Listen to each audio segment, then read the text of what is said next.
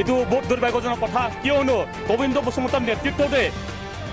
NDBA অস্ত্ৰ সংগ্ৰাম হৈছিলে তেওঁতো এজন ছেকেণ্ড লেভেলৰ লিডাৰ আছিলে তেখেতৰ নেতৃত্বতে আমি সংগ্ৰাম কৰিছিলোঁ এই সংগ্ৰামত ৩,০০০ৰ অধিক NDB ছয় দিছিলে কিয় কাৰণে ছয় দিছিলে এতিয়া আমাক স্পষ্ট কৰক যদি তেখেতে 4 লাখৰ কাৰণে যদি লাগিছিল যদি কিয় 34 ইয়াৰ্ছ লাগিবলগীয়া হৈছে এইটো কাৰণে মই কৈছোঁ গোবিন্দ বসুমতী ডাঙৰীয়া আপোনাৰ নেতৃত্বতে আমি NDB হিচাপে অস্ত্ৰ সংগ্ৰাম কৰিছিলোঁ যদি এই অস্ত্ৰ সংগ্ৰামটো অনলি 4 লাখৰ কাৰণে যদি হয় যদি কিয় ইমান বছৰ আমাৰ কৰ্তৃত্ব লোককেইটাক মানে ৩,০০০কে অধিক ছয় থ'বলগীয়া হ'ল ইয়াৰ কাৰণে আপুনি ইয়াৰ উত্তৰটো দিব লাগিব আজি আমি বাধ্য হৈছোঁ আপোনাৰ এইগঞ্জত কিয়নো আপোনাৰ নেতৃত্বতে আমি NDB সোমাইছিলোঁ এতিয়া আপোনাকে উল্টা আমি বিৰোধ কৰিবলগীয়া হৈছে কিন্তু আপুনি ইয়াৰ অতি সোনকালে ক্ষমা খুজিব লাগে বুলি আমি XNDB হয় আপোনাক অনুৰোধ জনালোঁ কি কাৰণত বিৰোধ কৰিব লগা হ'ল কিয় কাৰণে তেখেতে সেইদিনাখন মিডিয়া আগত কৈছে যে NDB 4 লাখৰ কাৰণে নালাগিলে কিয় কাৰণে লাগিছে বুলি কৈছে তেখেতে যদি 4 লাখৰ কাৰণে লাগিছে বুলি আগতে যদি গম পাওঁতেন আমাক ক'ব লাগিছিলে তেতিয়া আমাৰ কৰ্তৃত্ব এতিয়া নমৰিলে হয় ইমানখিনি আমাৰ কৰ্তৃত্ব ৩,০০০ অধিক মৰিছে আৰু ইমানখিনি আমাৰ বড়ো ৰাইজ ইমান হাৰাশাস্তি হৈছে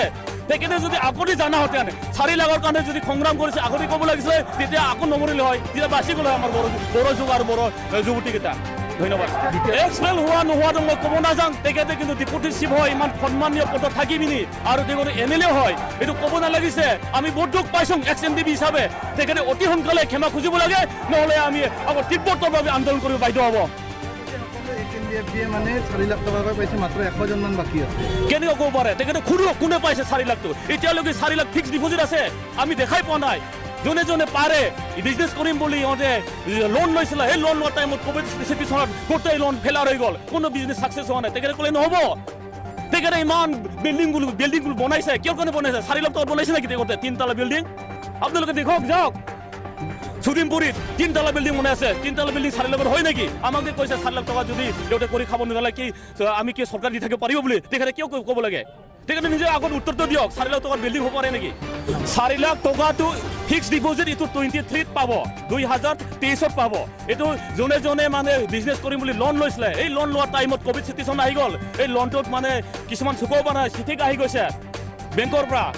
এইবিলাক বহুত কষ্ট কৰি আছে তেখেতে জানি বুজি কিয় ক'ব লাগে তেখেতে ইমান সংগ্ৰামী লিডাৰ আছে তেখেতৰ আণ্ডাৰতে আমি সংগ্ৰাম কৰিছিলোঁ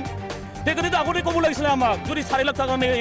NDB কেইটা লাগিছে তেতিয়া আমি আগতে ওলাই আহিলে হয় কিয় ইমান বছৰ আমি মানে বয়সটো শেষ হ'বলগীয়া হ'ল আমাৰ এতিয়া 37 কোনো 40 কোনো 50 ইয়াৰ হৈ গ'ল এইটো কাৰণে আগতে ক'ব লাগিছিলে আমাৰ বয়সটো এনে খুলি গ'ল তেখেতে অতি সোনকালে ক্ষমা খুজিব লাগে নহ'লে আমি তীব্ৰতৰ আন্দোলন কৰি যাম তাৰপিছত